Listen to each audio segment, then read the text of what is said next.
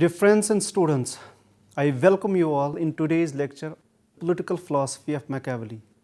In today's lecture, we will try to focus on the following points. First, we will try to understand the Renaissance and its impact on Machiavelli. Second, explain his political thought. Third, examine his historical method. And finally, we will try to explain the basic theme of his important book, The Prince. The modern period of Western political thought begins with Machiavelli. Machiavelli was born in Florence, in Italy. He was the first son and third child of his parents. He entered the service of Republic of Florence in 1494 and was employed on diplomatic mission to France, Germany, and was also responsible for negotiation and military affairs. Given his close association with the highest institutions of state, enabled him to come in contact with the inner circles of policy making and policy application of state administration.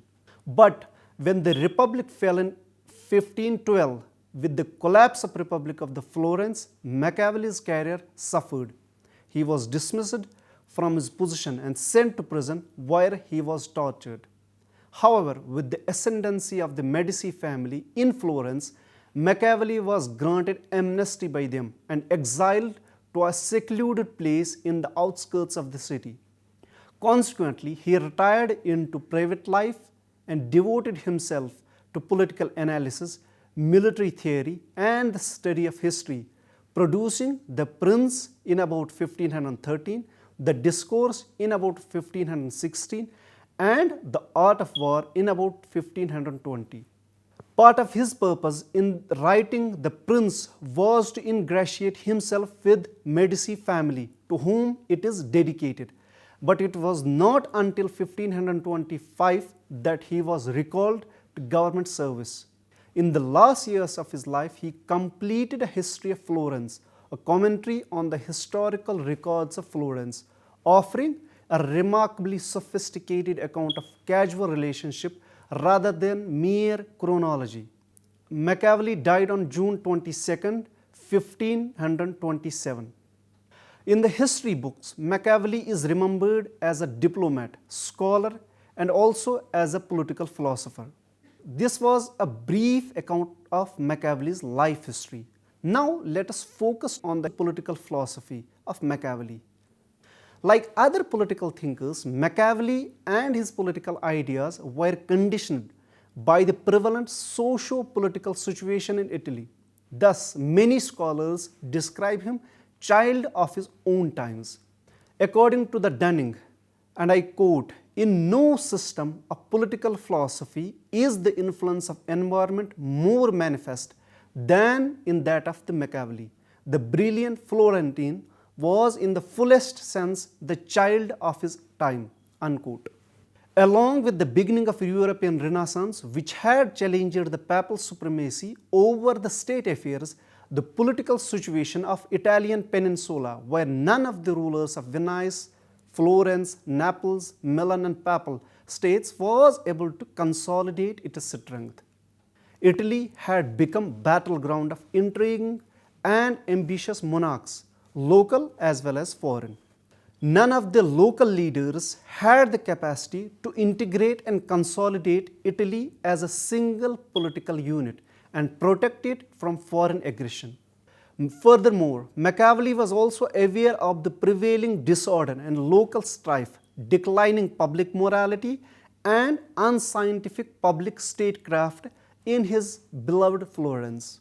The norms of public conduct had declined so considerably that the old institutions of the church and the empire were no longer able to evoke a spirit of unity and stimulate an interest in private and public morals. And it was in this context Machiavelli strongly felt that a strong and powerful ruler was the need of the time, and he focused his attention on that in most of his writings. His conviction was that the only powerful prince could save Italy from disunity and profligacy. The other important aspect of Machiavelli's political ideas is that he subscribes to a consistent theory of human nature. According to him, human nature is changeless, and it is this changeless human nature which enables us to make generalization about politics. Although the behavior of a human being is in some respects modified by their conditions of life, but despite that, human beings exhibit the same essential characteristics, and these characteristics are not of kind traditionally admired. All this, along with his direct personal experience with the highest institutions of the state administration, that he wrote most of his books with a particular purpose. This was an overview of the political philosophy by Machiavelli. Now let us move towards his method, which he applied while developing his political theory in the form of various books. Machiavelli's method, like that of Aristotle, were historical, relying especially upon illustrations furnished by classical antiquity. His purpose is to show how events are conditioned by the circumstances in which they occur, to identify their causes and to lay bare the general principles underlying the human relationships and behavior. He was an accurate observer and acute analyst of the prevailing circumstances. Thus, he adapted a form and method of political philosophy which ignored completely the scholastic and juristic ideals. His conclusions were reached empirically based on common sense and shrewd political foresight. According to Sabine, and I quote here, Machiavelli used history exactly as he used his own observation to illustrate or support a conclusion that he had reached without reference to the history.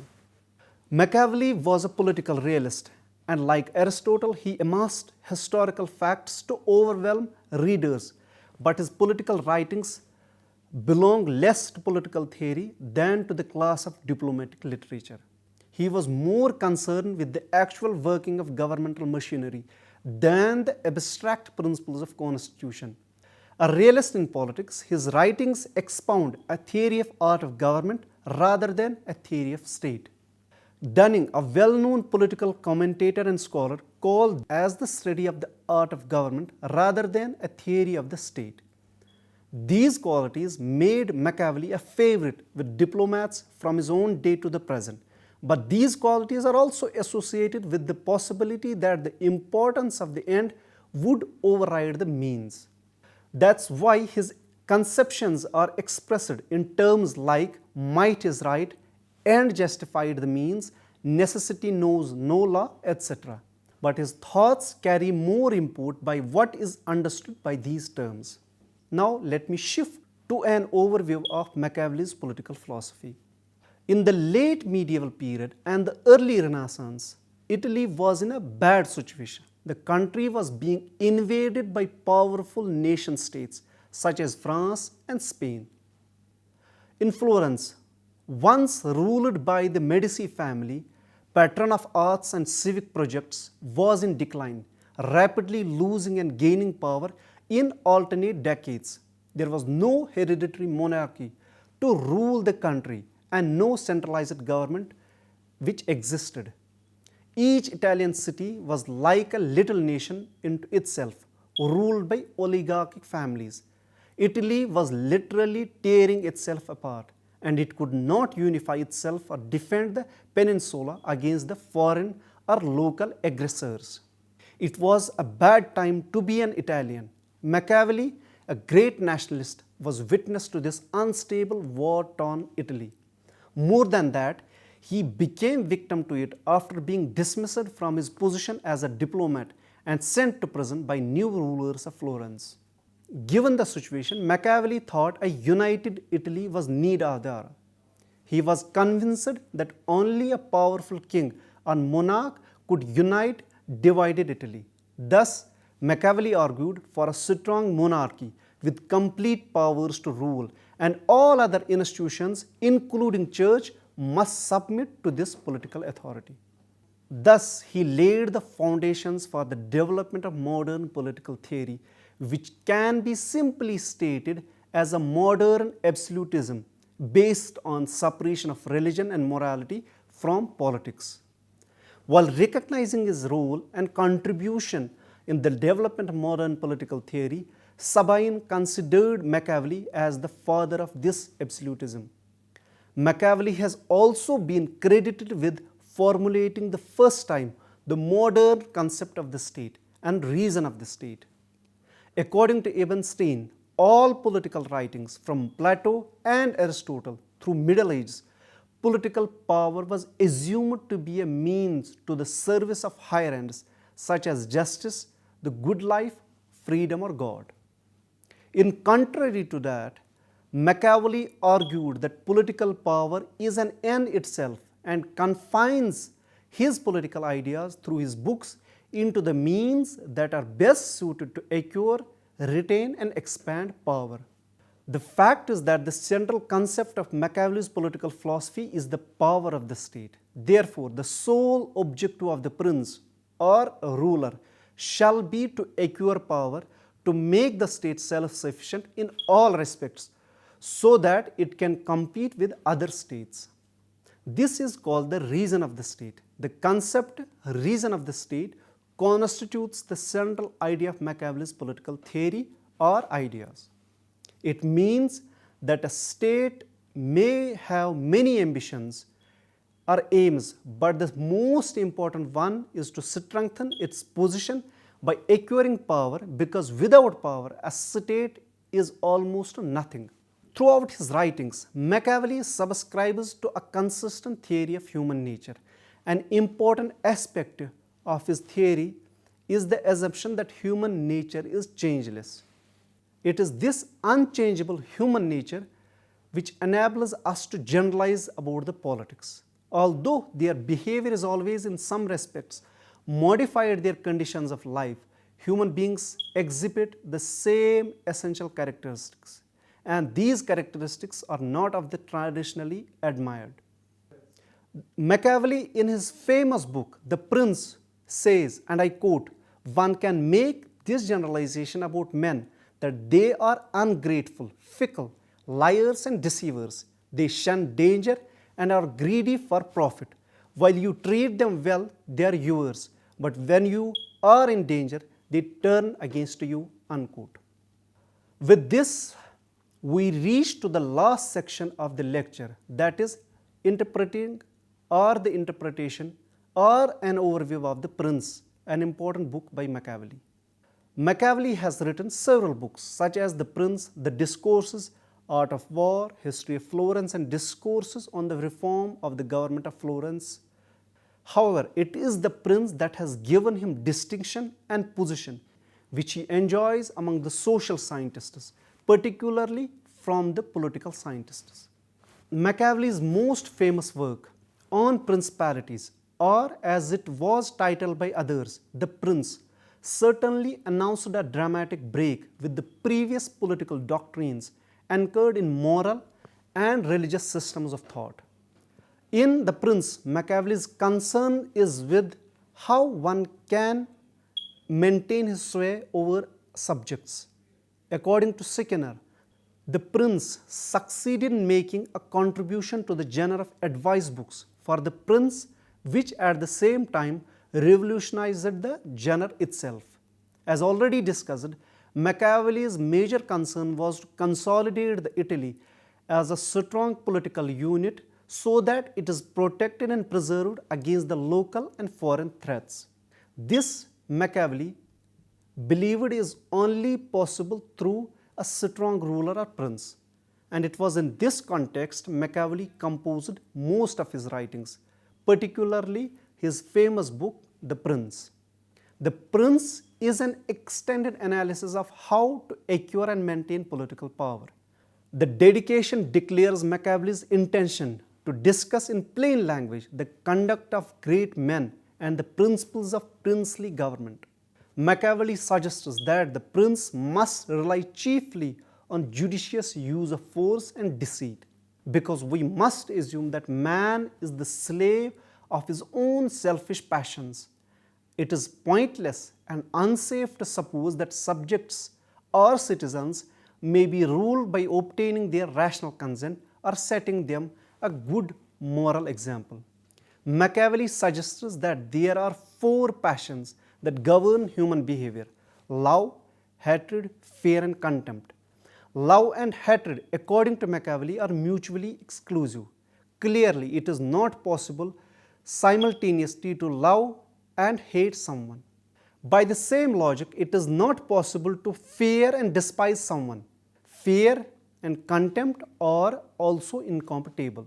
The passions that the prince will most obviously seek to inspire are the compatibles of love and fear. And if people hate and despise their rulers, they cannot be controlled, and they will indeed be anxious to act against him. Love and fear are therefore to be induced, and contempt and hatred avoided. Any combination with fear will be good because it will mean that subjects can be controlled through this fear.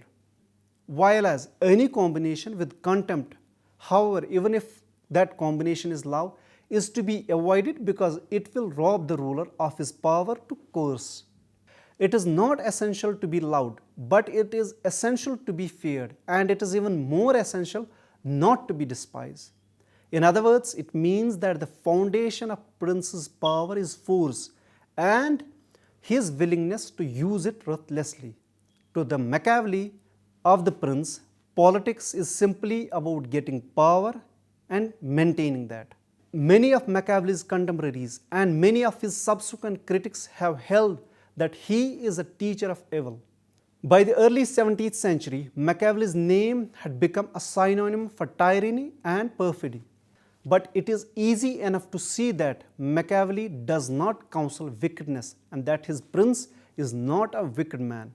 Machiavelli is quite ready to concede that from the point of view of ordinary morality, necessity requires political actors to do deplorable things. This may be regrettable, but the fact remains that the prince, who cannot alter his mode of procedure to changing circumstances, will not be a prince for long. And if one could change one's mode of procedure and character to suit the varying conditions of one's life, one's fortune would never change. Therefore, we must not describe the prince as immoral. He is neither good nor bad, neither wicked nor the reverse. He has no moral character in the traditional sense of the term. The traditional moral virtues are simply no part of his character. They are not absolutes to which Machiavelli adheres through thick and thin. They are simply modes of action which he can pick up and discard at will. There should be a citizen army, both to defend the republic and to extend its possessions by the wars of aggression. The army, according to Machiavelli, should serve as an educational as well as a military purpose. Army should instill in citizens a respect for authority, patriotism, and martial virtues. It will also provide a means for individual ambition to find its natural and healthy expression. Life in a republic should not be too comfortable. Social cohesion and vigor are most readily secured in conditions of hardship and crisis. Such conditions bring out the best in a people and encourage them to work together. Ease and security are inconsistent with the public virtue, not because they make people selfish, but because they turn their natural selfishness inwards and make it destructive. In short, Machiavelli regards political activity as being the activity of individuals with power of various kinds and degrees who are trying to keep what they have acquired. Now, let us conclude what we have discussed so far. Sabine has rightly assessed the Machiavelli's political thought by saying that no man of his age saw so clearly the direction that the political evolution was taking throughout Europe. No man knew better than he the archaism of the institutions that were being displaced or accepted more readily the part that naked force was playing in the process. Yet no one in that age appreciated more highly the inchoate sense of national unity on which this force was obscurely based. No one was more clearly aware of the moral and political corruption that went with the decay of the long extant loyalties and pieties." Unquote. Machiavelli was a great patriot and he thought that Italy could be saved from the prevalent ignoble conditions. He, for that reason, adopted an uncompromising stand. He, it is true, took an uncompromising attitude towards religion, morality and ethics. He was a materialist and at the same time a realist. Edmund Burke said that Machiavelli had clear conception about all the aspects of his contemporary society.